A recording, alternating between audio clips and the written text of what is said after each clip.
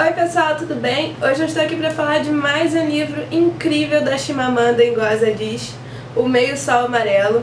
Eu fiquei completamente apaixonada por esse livro. Se eu já tinha gostado de Americana, eu fiquei totalmente rendida à história desse livro, porque os personagens são muito interessantes. A reconstrução histórica que ela vai trazer dos anos 60 na Nigéria é sensacional. Eu não fazia ideia do que aconteceu na Nigéria nos anos 60 e que esse livro conta.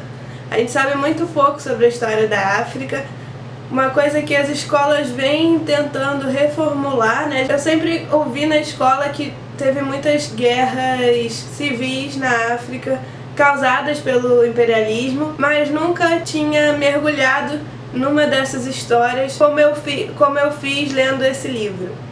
Esse livro ele vai contar a história sobre a perspectiva de personagens diferentes, ele vai acompanhar esses personagens. Um deles é o Ugu, eu não sei se pronuncia assim, se tá certo, mas ele é um menino que mora numa aldeia bem simples, né?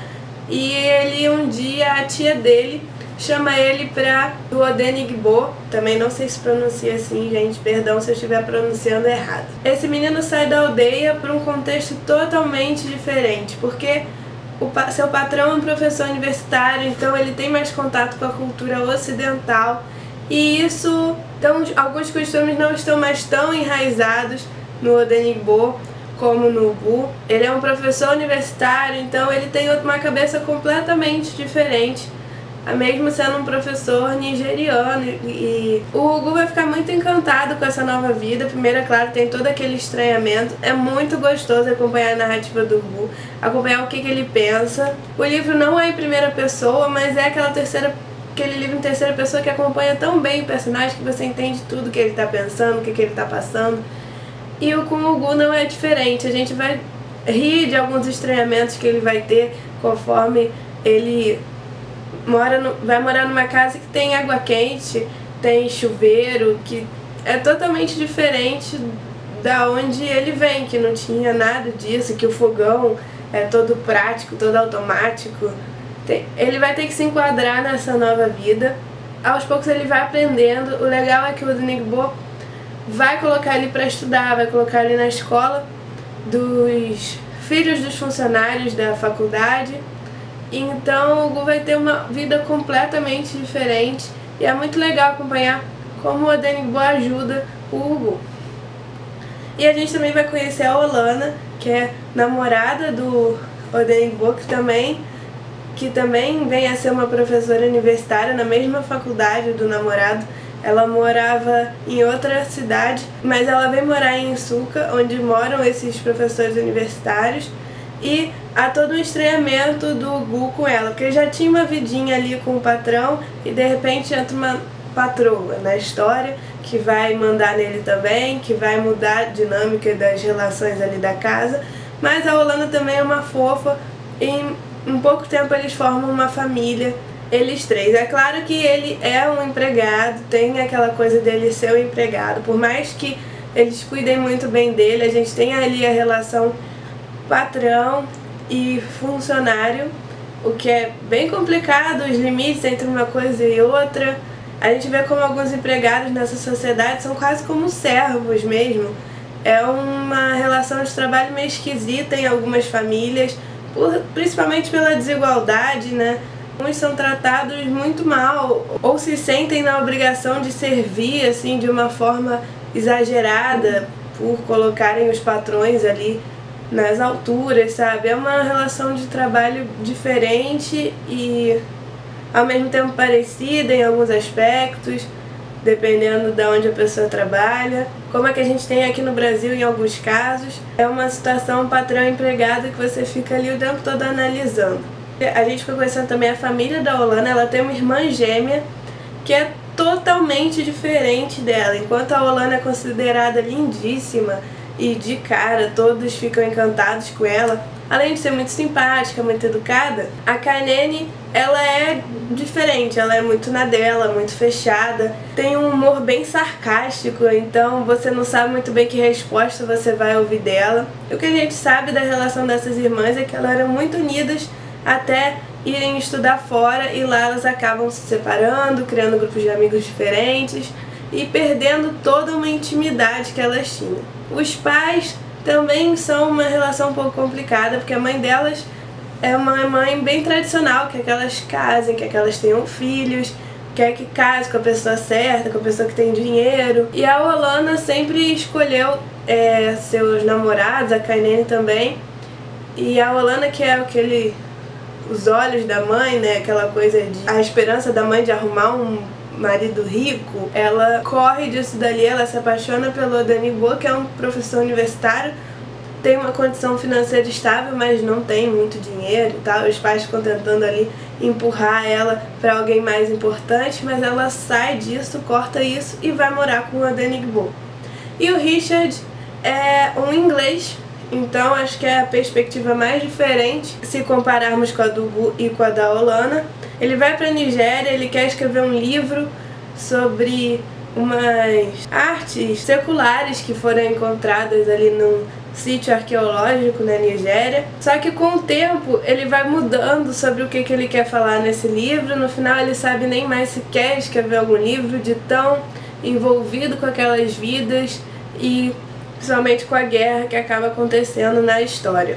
O Richard, ele conhece a Kainene, ele se apaixona, ao mesmo tempo ele fica muito encantado com a beleza da Olana, e você fica o tempo todo esperando no livro que alguma hora isso vai dar alguma treta. E chega um ponto do livro que você percebe que deu alguma treta, mas você não sabe como as coisas aconteceram, porque há um salto na história, já pro final da década de 60, pro meio dessa guerra de secessão que acontece na Nigéria.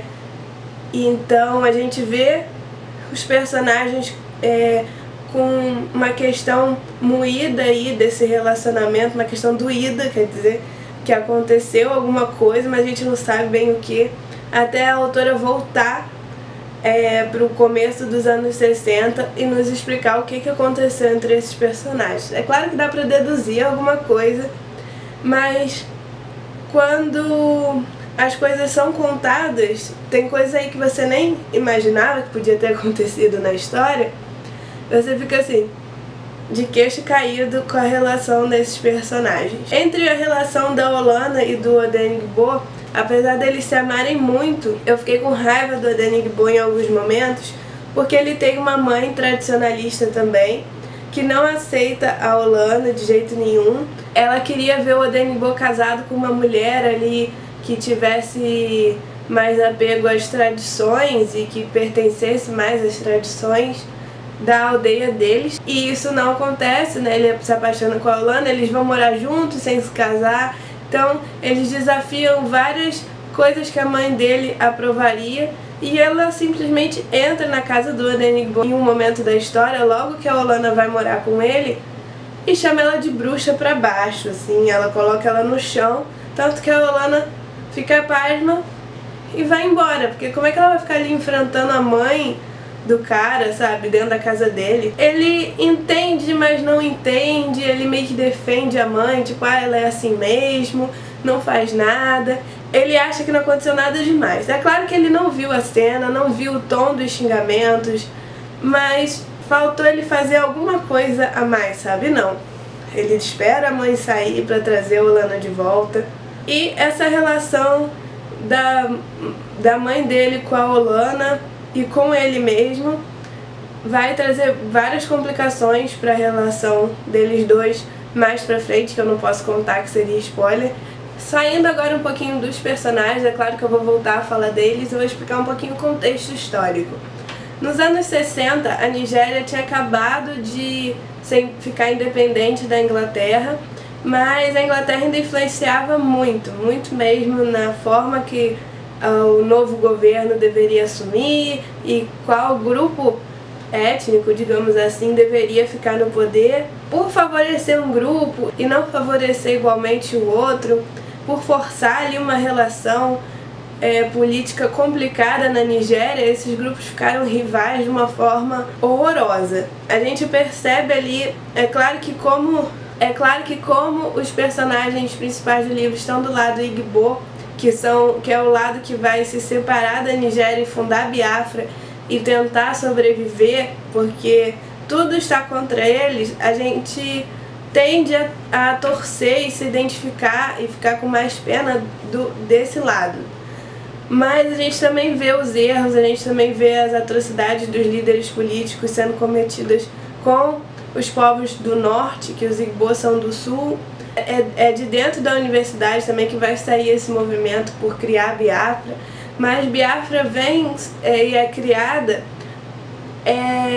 em resposta a um massacre que os nortenhos fazem com os Igbos, que depois vai se reverter e o sul também vai massacrar o norte e a confusão fica instaurada, sabe? Você vê matanças desnecessárias de ambas as partes. A Chimamanda tenta fazer no livro com que você veja que não tem um lado certo, e que a Inglaterra e os outros países imperialistas influenciaram demais nessa guerra. Todo mundo paga por conta do imperialismo, e aquilo de que todo mundo paga na guerra, que os inocentes só morrem, que guerra não vale a pena de jeito nenhum. Biafra nunca teve uma real chance. A gente acompanhando o livro a gente percebe isso, só que o povo de Biafra, né, acaba sendo enganado também pelo líder ali, porque ele tá sempre falando nas rádios que Biafra tá ganhando, que o resto da Nigéria tá perdendo, só que isso não acontece efetivamente e com isso o lado de Biafra fica sem receber alimentos normalmente. Todo mundo passa fome, os jovens, praticamente crianças, são forçados a se alistar e participar do exército e às vezes sem nem ter arma para lutar contra o exército nigeriano. É muito triste essa parte. A gente vê a Olana e o Odenigbo, eles saem, né, fogem da cidade universitária e vão fugindo cada vez mais para o interior da Nigéria, e a gente vê o padrão de vida deles decaindo. É claro que eles ainda conseguem se alimentar, mesmo que de forma péssima. Quando eles têm uma filha, a gente vê essa criança passando fome, crescendo um pouco desnutrida. É claro que ao mesmo tempo mostra que tem gente muito pior do que eles, tem pessoas que precisam ficar abrigadas em escolas que vão ser bombardeadas, aqueles horrores todos de guerra. Então a gente consegue ver essa família ao mesmo tempo sofrendo, mas não tanto como algumas famílias, mas ao mesmo tempo a gente fica muito com pena dos personagens. A Kainene acaba tendo uma condição de vida melhor do que a da irmã Olana, então ela fica um pouco mais afastada desses lugares de confronto e consegue ter acesso aos alimentos. Ela mesma fornece vários materiais para Biafra, mas ela também vai ter seus percalços, o Richard também vai ter seus percalços. O Richard acaba indo trabalhar escrevendo para o governo de Biafra, e a gente vê como esses personagens vão sendo envolvidos nessa guerra. A gente vê Biafra perder, isso não é nenhum spoiler, porque dá pra perceber isso logo que a guerra começa, pelas condições mesmo. Quando Biafra perde, tem aquele revanchismo todo do norte. O mais triste da guerra, além dos civis morrerem, é isso, que você cria um revanchismo entre a própria população. Elas culpam as outras pessoas por terem massacrado suas famílias, então criam um ódio. Elas não conseguem ter o distanciamento de saber que aquelas pessoas também foram usadas e também foram usadas como armas e também perderam seus familiares. Não. E a guerra gera um ódio entre as pessoas que não tem tamanho e que faz essas pessoas cometerem verdadeiras atrocidades. Ao longo do livro, algumas questões sobre preconceito vão sendo debatidas, sobre imperialismo, sobre até a própria criação da Nigéria. Quem deu o nome de Nigéria foram os brancos. Aí os personagens se perguntando como eles devem aceitar essa identidade. Tem várias questões sobre identidade africana que eu nunca tinha parado para pensar, não com tanta profundidade. Então eu acho que todo mundo deveria ler os livros da Chimamanda, porque são incríveis. Os dois romances que eu já li são incríveis. Me falta ler Hibisco Roxo, que também já foi publicado pela Companhia das Letras aqui no Brasil, junto com a Americana, que é o que eu já li, top. A Chimamanda vai explicar que ela criou muitas coisas nessa guerra, não é aquele livro totalmente fiel à história, até porque ela cria esses personagens, ela cria o envolvimento deles, mas ela tentou se ater muito ao que as pessoas passaram para ela dessa época, do que foi a Biafra. E ela também pesquisou muito, leu muitos livros sobre esse período, para montar esse período histórico, né? E ao mesmo tempo é uma questão muito particular a ela, já que ela também é nigeriana. Ah, e tem uma parte muito importante também sobre como as mulheres são vistas nessa sociedade, as mulheres de diferentes posições, tanto as que são mais tradicionais, quanto as que são professoras e só trabalham e já tem uma outra cabeça, mas todas elas são vistas de uma certa forma pelos homens. Até o Adenigbo, que é muito esclarecido, ele dá várias pisadas na bola, algumas chamam as pisadas na bola bem machistas, e então por mais que você goste dele, você vê problemas nele também. E todas essas questões tornam esses personagens muito ricos, nenhum personagem é totalmente certinho e totalmente errado. Até o Ugu, que é um personagem muito doce no começo e continua sendo na maior parte da história, ele se vê na guerra fazendo coisas erradas também, e isso causa nele um arrependimento, é claro, mas ao mesmo tempo você fica bem chateada com ele por ele ter pisado na bola. Então nenhum personagem é totalmente correto e muitas vezes a guerra acaba levando eles a fazerem coisas ruins. Então vocês têm motivos de sobra para ler esse livro, tanto para entender um pouco mais sobre a África, especificamente sobre o que aconteceu na Nigéria, mas que eu acredito que sirva de espelho para entender a história de outros países também, tanto pelos personagens, pelos seus dramas internos, seus dramas familiares, quanto pelos dramas causados diretamente pela guerra. E todos são muito bem construídos, você acredita muito nesses personagens. A Chimamanda é uma escritora incrível que você não pode deixar de conhecer. Até a próxima, pessoal. Tchau, tchau.